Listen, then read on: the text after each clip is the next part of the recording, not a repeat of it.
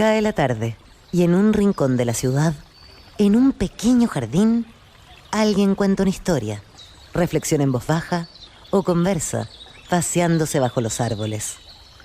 Es hora de volver a casa, bajar la velocidad y darle tiempo al tiempo. Christian Warnken nos abre la verja de su jardín para que respiremos aire puro y oxigenemos el espíritu. En Pauta, aquí comienza Desde el Jardín. Una presentación de Vida Cámara, empresa de seguros de salud y vida de la Cámara Chilena de la Construcción. Y en sus 100 años, Fundación Irarrázaval. Lo esencial de toda exploración será volver al propio jardín y ver las cosas por primera vez. Decía el poeta T.S. Eliot: queridos y queridas radiovidentes que me están siguiendo a través de Pauta y Pauta.cl, los que me escuchan, los que me ven y me escuchan, o al escucharme me ven, por eso los llamo radiovidentes, en Antofagasta, Viña del Mar, Santiago, Temuco. Estoy abriendo la verja de madera de mi jardín en esta tarde de día martes. Y ayer nos tocó ver el debate presidencial. Yo vivo en este hermoso jardín, trato de conversar más con los pájaros a veces que con los seres humanos, porque las cosas a veces están un poco agitadas y uno en la conversación que tiene con la naturaleza logra tal vez formas de comunicación que no consigue en la relación con los seres humanos. Es un refugio maravilloso volver al propio jardín y conversar con las plantas, conversar con los pájaros, conversar con el aire, ¿no? El jardín es un refugio, pero a veces llegan los sonidos, el sonido y la furia que viene desde el mundo y no podemos cerrar los oídos a esos sonidos y a esa furia. Y justamente ayer se realizó el segundo debate presidencial que va a definir quién va a ser el presidente de la República en los próximos 4 años. Pero no solamente va a definir quién va a ser el presidente de la República en los próximos 4 años. En realidad, según lo que dicen varios analistas y gente que ha reflexionado sobre este tema, esto es una elección crucial que se cruza, en cierto sentido histórico, que se cruza con todo lo que está ocurriendo en una convención constituyente que está preparando una constitución. E incluso algunos plantean que ahí podría haber un desfase, para algunos un desfase peligroso, para otros un desfase necesario. Es decir, que la convención decida acortar el mandato presidencial, cosa inaudita e inédita que obligaría al que eligiéramos en noviembre de dejar su cargo a la mitad de su mandato por una decisión de un órgano que es la convención. Yo no soy experto en temas constitucionales, ni tampoco soy un experto opinólogo político. Sin embargo, me permito compartir algunas reflexiones de ciudadano perplejo, de jardinero desde el jardín. Me pareció que el debate de anoche, el debate televisivo de anoche, a mí por lo menos no me dejó con las ganas de seguir viéndolo. Es decir, al revés de otros debates, en algún momento quise apagarlo. Me vino una sensación extraña en el pecho, casi como una angustia. Es algo muy irracional, algo en el inconsciente tal vez de uno.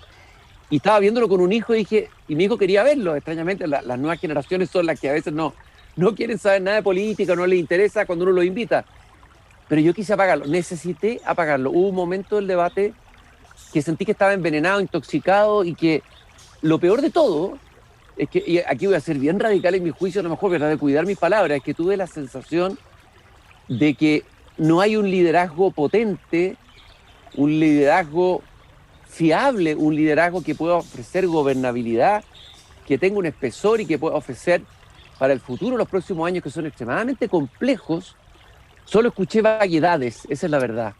Es decir, vaguedades que cualquiera, podría yo haberme parado en el debate y haber dicho un par de vaguedades y haber salvado y a lo mejor haberlo hecho hasta bien como candidato. Pero aparte de las vaguedades en temas tan complejos como la migración, como el tema de la Araucanía, bueno, para qué decir el tema económico, a mí por lo menos me desalienta escuchar de los líderes políticos, de los que tienen que encabezar la República y la conducción del país, escuchar tantas vaguedades. Eso es una parte. Tal vez yo soy un romántico republicano del pasado y tiendo a idealizar lo que fueron los líderes políticos del pasado, pero si uno compara la figura de Eduardo Frei Montalva, solo comparándolo como político, uno puede estar en desacuerdo con él, un Radomiro Tomic, un Patricio Elwin, un Ricardo Lagos, tengo la sensación que ahí partió, no quiero ser poco cristiano ni poco, y creo que hay que tener un poco de misericordia, entender que no es fácil ser líder político. Me da la impresión que partió una suerte de decadencia. Bueno, pero yo no soy experto en estas líderes, simplemente hablo como un jardinero, son intuiciones, son sensaciones, me vino angustia, hace tiempo que no me venía angustia, me tuve que tomar un Rabotril para dormir bien anoche después de ver el debate, pero ¿quién me va a aclarar ahora? Y seguramente va a despejar estas brumas, las brumas de la democracia, como dice Ernesto Tone en el título de su libro, es Max Colodro. Max, bienvenido a esta tarde en el jardín. Gracias por aceptar mi invitación. Gracias a ti, Cristian, por la invitación, un honor. Oye, bueno, Max Colodro, ustedes, los que ya lo han escuchado antes conversar conmigo, les recomiendo particularmente una entrevista que tuvimos en el ciclo En Persona en Icare hace varios meses atrás. Les recomiendo que la vean. Él es sociólogo, doctor en filosofía, columnista de La Tercera, director del Magíster en Comunicación Política de la Universidad Adolfo Ibáñez, profesor y autor de un notable libro, Chile Indócil. Max, te vi ahí comentando en EMOL, eran fragmentos cortitos, no daba para grandes desarrollos, pero a ver, ¿te parece que es un poco exagerada y melancólica mi reacción al debate de ayer? No, para nada. Yo creo que efectivamente estamos viviendo un periodo muy complicado, muy crítico, y una de las expresiones que tiene este periodo crítico es precisamente lo que tú mencionas, es decir, un deterioro de los liderazgos muy fuerte. Le leí una columna muy buena a Carlos Peña también, precisamente sobre esto el fin de semana, sobre el deterioro de las instituciones y de los líderes en Chile. Yo creo que es parte central de la crisis que estamos viviendo, la falta de líderes, de personas que tengan la capacidad de orientar, de conducir, de liderar precisamente, en un momento tan crítico, y creo que eso queda reflejado en muchas cosas, pero también en los candidatos y candidatas que tenemos hoy día al Parlamento, a la presidencia, y creo que efectivamente es parte del problema que estamos viviendo. Ahora, estos deterioros, o no quiero decir la palabra cadencia, suena muy fuerte, pero esta pérdida de la calidad de los liderazgos políticos en los países, ¿cuáles son las causas? ¿Es el azar? ¿Es porque el destino nos colocó en un momento donde habían menos y peores líderes políticos? ¿Qué contribuye a que permita que tengamos liderazgos tan febles, tan débiles y de poco espesor hoy día en Chile? Es bien difícil saberlo. Yo creo que al final del día son los incentivos a que la gente más capacitada pueda efectivamente estar dispuesta, disponible a participar de la vida pública y arriesgarse en definitiva a jugar un papel, a tener un rol en la vida política. Yo creo que cuando las instituciones se deterioran, cuando hay fenómenos de corrupción generalizado, que no es el caso de Chile. En Chile no tenemos especialmente un caso de instituciones corruptas sistémicamente, como ocurre en otros países de América Latina, por ejemplo. Pero yo creo que los incentivos en Chile a que la gente finalmente decida más bien tomar distancia, no participar, no arriesgarse a los rigores, a las dificultades que supone ser candidato, después eventualmente tener un cargo importante. Yo creo que si tú mencionabas líderes muy importantes de la historia reciente de Chile, si tú miras el Congreso que tuvimos hace 25, 30 años y lo miras ahora, claro, hay sin duda, y puede sonar un poco duro o despectivo decirlo, pero sin duda que hemos vivido un proceso de deterioro muy fuerte.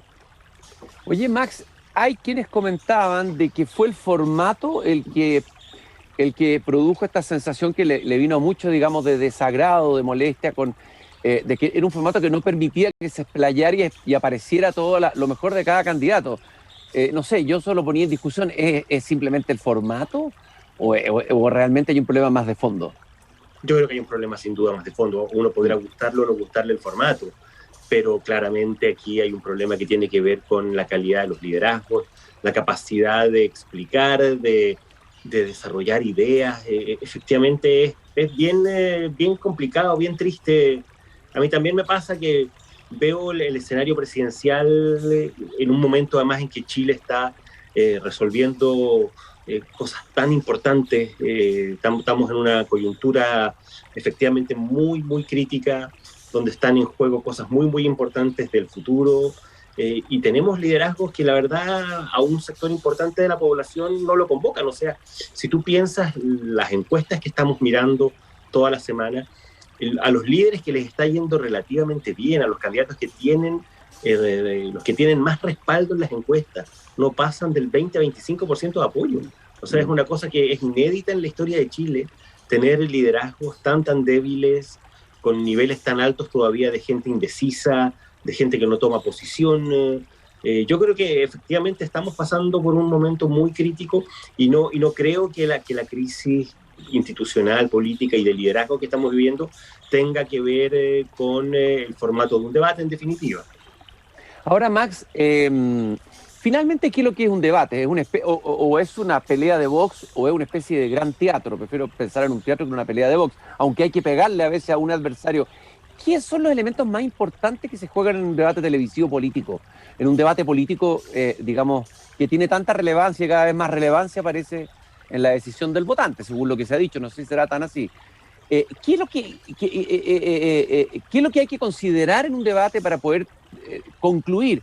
Oye, a este le fue bien, a este le fue mal, porque uno desde afuera dice, a mí me parece que, pero después lee un analista y dice, por ejemplo, Pepe Out, que es un analista bastante serio, dice, la gran ganadora fue Yanna Proboste, el debate. Y yo digo, wow, no me di cuenta. A ver, ¿por dónde partimos, Max?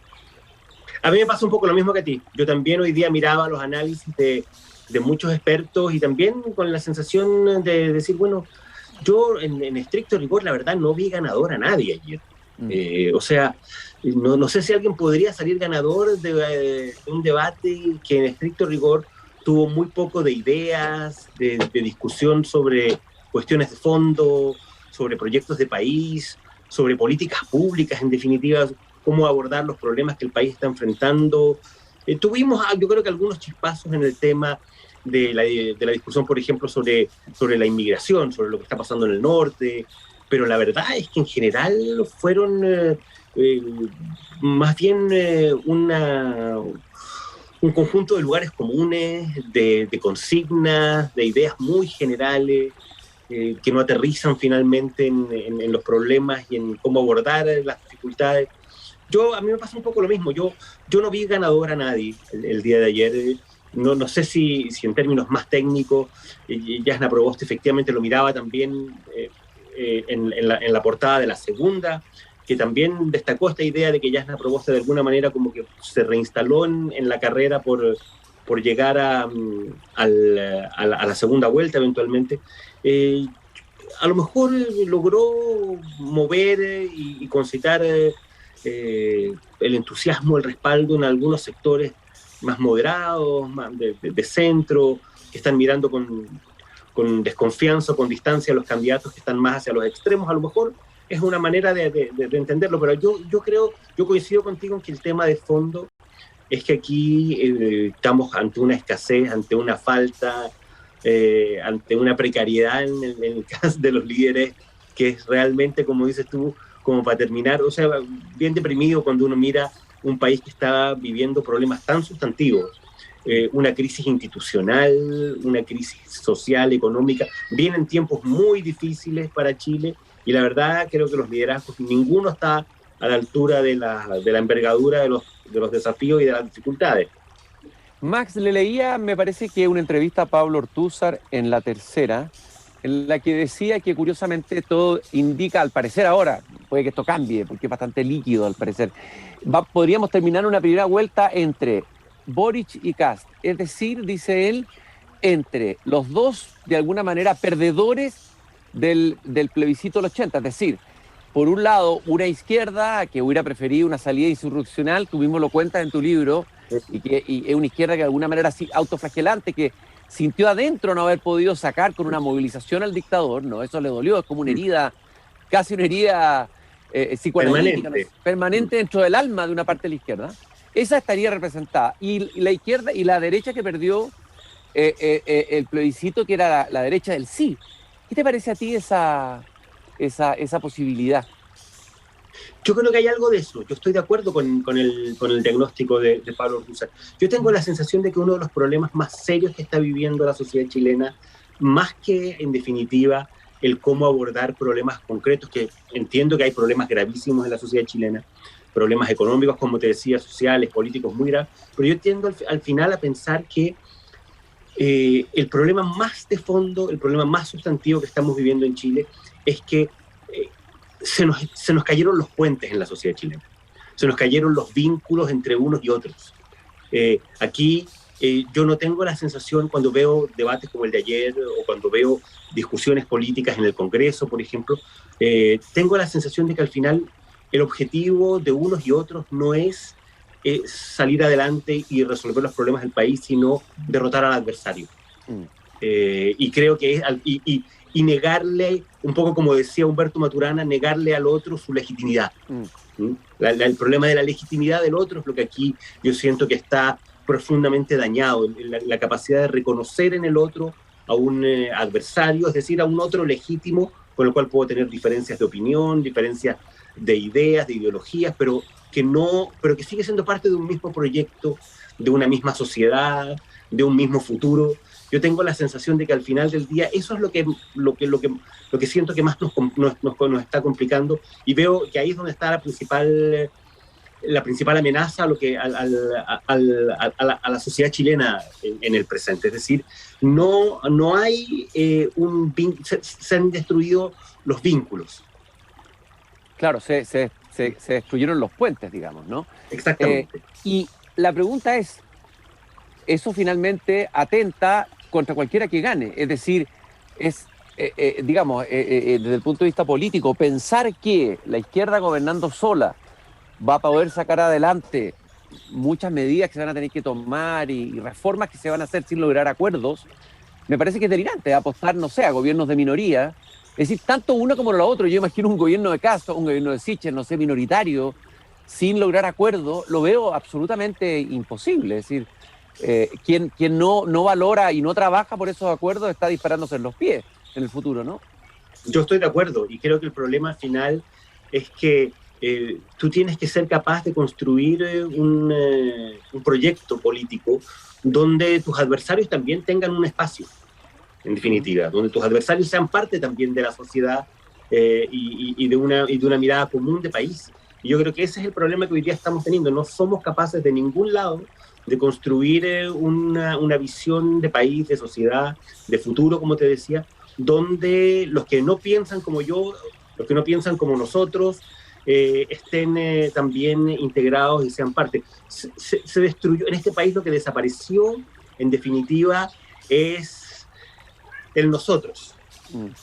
Es la primera persona del plural, lo que en Chile ha terminado por desaparecer. Aquí es o tú o yo, y no hay ninguna posibilidad de que compartamos el mismo espacio, de que seamos parte del mismo proyecto, de que seamos capaces de mirar los problemas que está enfrentando el país y los problemas que el país va a seguir enfrentando hacia adelante con una visión que tenga mínimos comunes.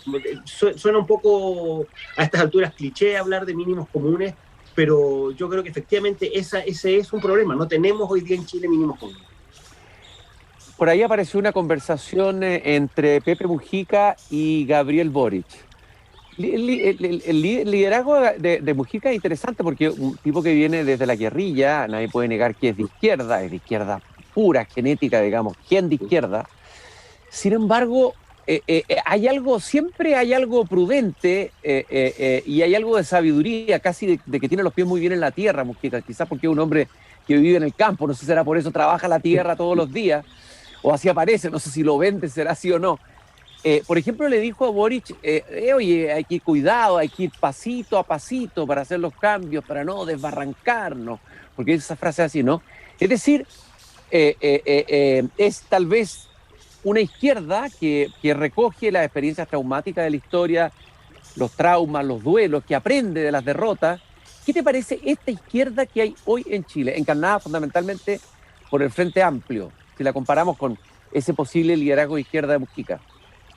Bueno, yo creo que hay una diferencia enorme. Yo creo que la izquierda en Chile, tanto la tradicional, los partidos históricos, como esta izquierda nueva del Frente Amplio y de las generaciones más jóvenes, sigue mirando al país en función, como te decía, de no ser capaz de construir un proyecto donde los adversarios y donde los que piensan distinto puedan ser realmente parte integrante. Yo creo que hay toda una cosa romántica de idealización de un pasado que fue un pasado muy duro, muy difícil. Yo creo que más allá de si uno fue partidario o fue opositor a Salvador Allende y a lo que representó la Unidad Popular, fue un periodo muy difícil donde el país estuvo de alguna manera fracturado, dividido profundamente por cuestiones muy de fondo. Y creo que en esta generación, a mí me pasa cuando los escucho, cuando los veo hablar del pasado, a mí lo que me asusta es que tiendo a pensar que ya ver una idealización muy grande de ese pasado, una cosa romántica respecto de lo que fue un Chile muy violento, muy fracturado, con mucha intolerancia, con mucha intransigencia para imponer puntos de vista. Entonces me preocupa también que eso al final termine siendo y reproduciéndose una y otra vez, incluso transgeneracionalmente vamos de algún modo manteniendo esta misma lógica. Creo que es algo bien delicado, bien preocupante. Una de las cosas que yo siempre valoro y destaco, por ejemplo, de Uruguay, y creo que de ahí viene un poco la referencia que tú haces a Mujica. En Uruguay tú te das cuenta que gobernaba hasta hace un tiempo atrás la izquierda, el Frente Amplio uruguayo, que es distinto al Frente Amplio chileno. Ahora gobierna un líder de centro derecha, y el país es un país que mantiene la calma, no hay estos quiebres abruptos y esta lógica de la intolerancia y de que lo otro no puede gobernar. Oye, es un país bien excepcional en ese sentido en América Latina, Uruguay. Yo estaba pensando, es bien interesante, estuve revisando justamente el documental de Pepe Mujica con un hijo mío para mostrarle un tipo de liderazgo de izquierda que de alguna manera distinto por la historia misma uruguaya, y ahí hablaba Mujica que ellos tenían un cierto pasado socialdemócrata, no sé por qué dijo eso un poco, y un origen laico, es una república de origen bastante laica. ¿Explicará algo de eso? En el sentido, no sé, ¿qué piensas tú de eso? Yo creo que efectivamente puede ser una de las razones por las cuales Uruguay es una realidad y es un país tan atípico en el contexto de lo que es América Latina y sobre todo de lo que es la América Latina de estos tiempos, de estos años, sin duda. Max, si tuviéramos que hacer un análisis así un poco más... A ver, primero quiero terminar el tema de la izquierda.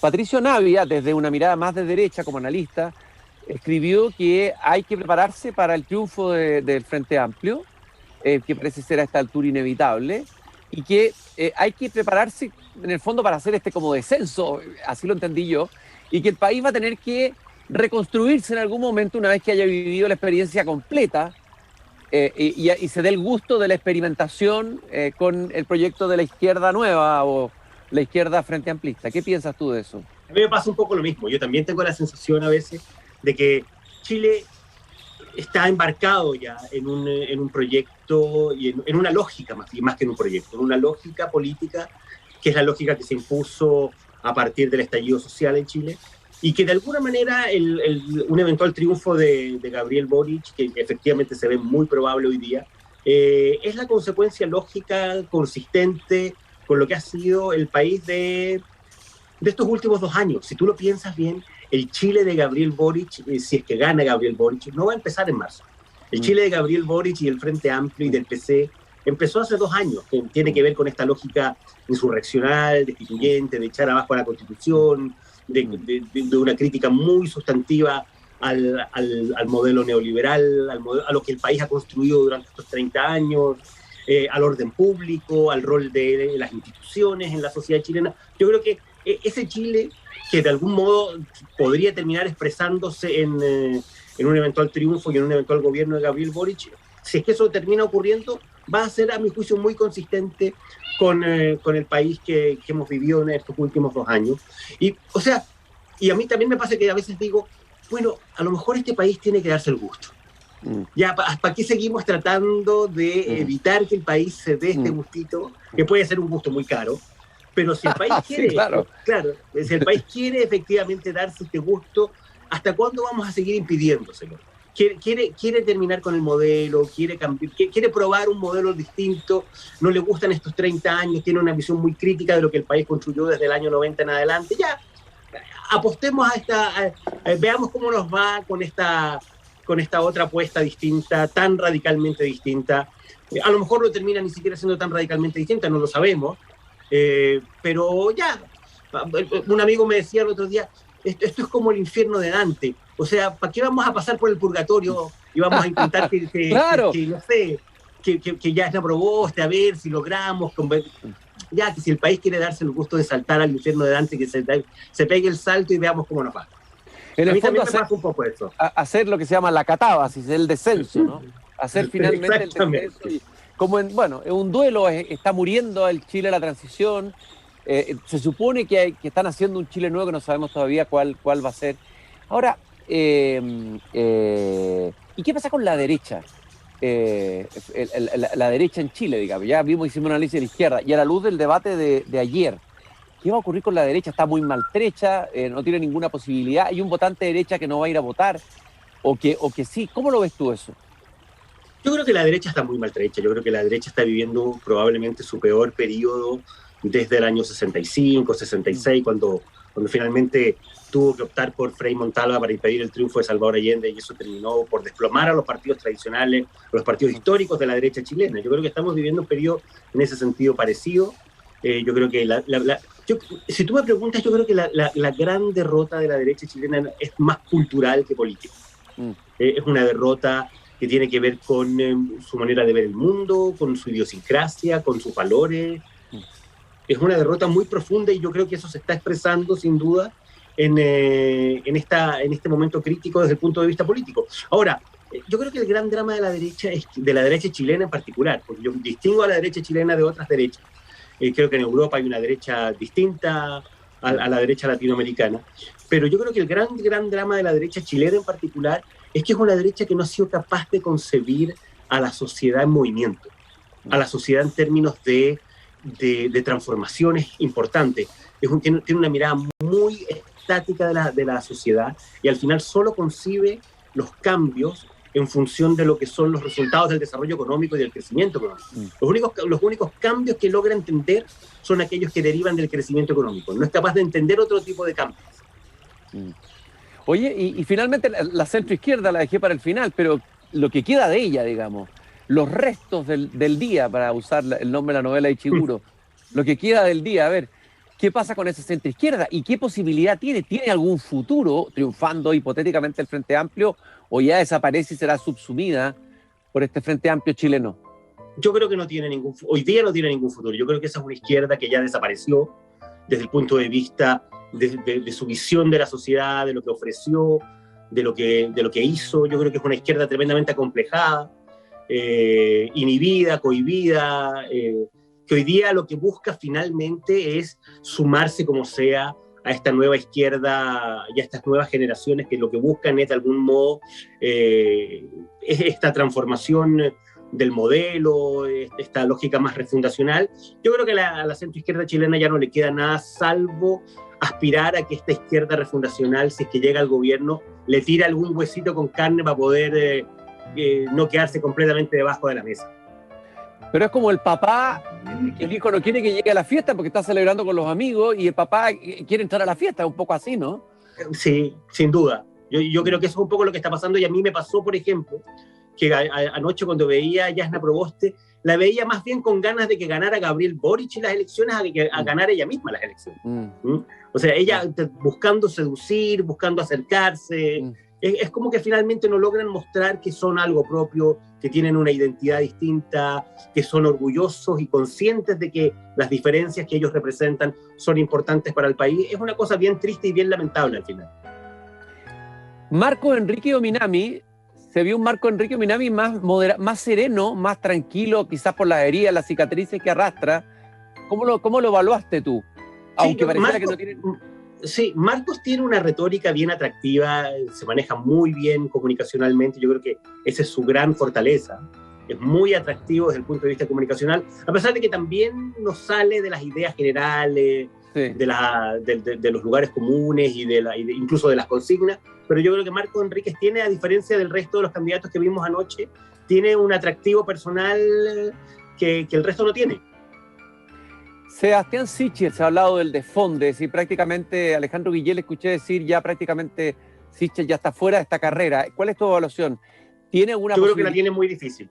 Yo creo que efectivamente está perdiendo mucha votación, porque la derecha, en medio de una situación tan crítica como la que estamos viviendo, está de alguna manera apostando más bien a la identidad. Prefiere perder en función de sus convicciones y de su identidad, que perder con un proyecto y con un candidato y un liderazgo que no la representa. Yo creo que la derecha de alguna manera se está preparando para la derrota y para una travesía del desierto larga, complicada, difícil. Imaginemos un escenario entre Gabriel Boric y José Antonio Kast, un escenario polarizado electoralmente. ¿Qué es eso? ¿Tiene asegurada una arrasada Boric, así como 60, 70%? ¿O al revés? Digamos, ¿pudiera ser que Kast agrupara una cantidad de votos temeroso del triunfo de Boric? ¿Cómo lo ves tú? Yo creo que Kast hoy día representa efectivamente, y lo que lo está haciendo crecer en las encuestas, es el miedo. Él encarna hoy día el temor, el miedo, la preocupación de un sector de la sociedad respecto de lo que representa el Frente Amplio y el Partido Comunista y el liderazgo de Gabriel Boric, sin ninguna duda. Creo que eso es lo que lo está haciendo crecer y creo que no va a ser suficiente, veo muy difícil que eso pudiera ser suficiente como para ganar una elección en segunda vuelta. Y de hecho las encuestas más bien apuntan a que se va a dar el escenario de que finalmente termine imponiéndose Gabriel Boric en esa disputa.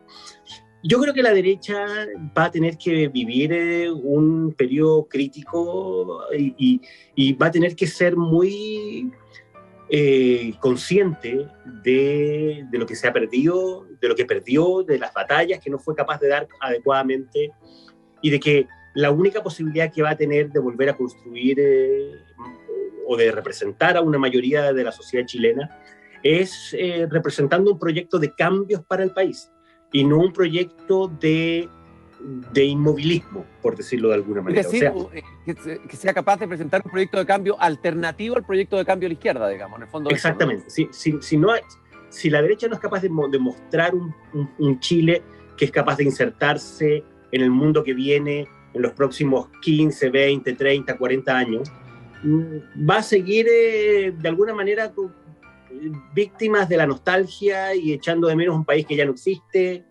Yo creo que la única opción que tiene, creo que no solo la derecha, creo que también el mundo de la centroizquierda.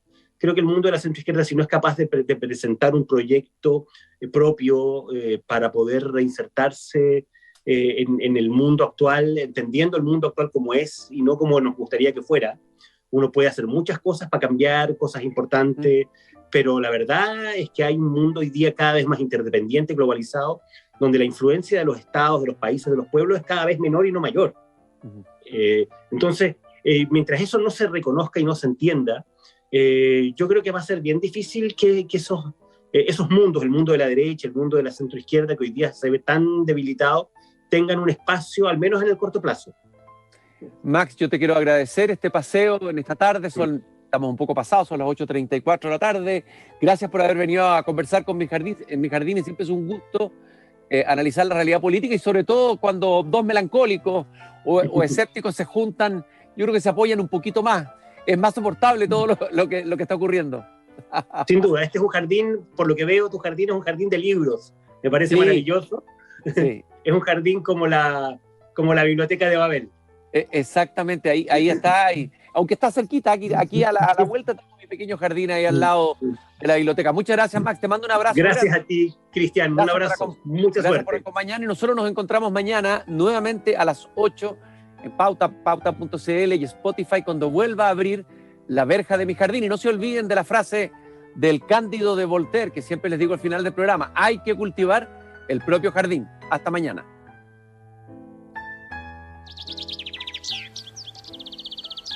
Es hora de cerrar la verja de madera del jardín. Pero Christian Warnken la volverá a abrir todos los días de lunes a viernes a las 20 horas en Radio Pauta, cuando comience de nuevo Desde el Jardín.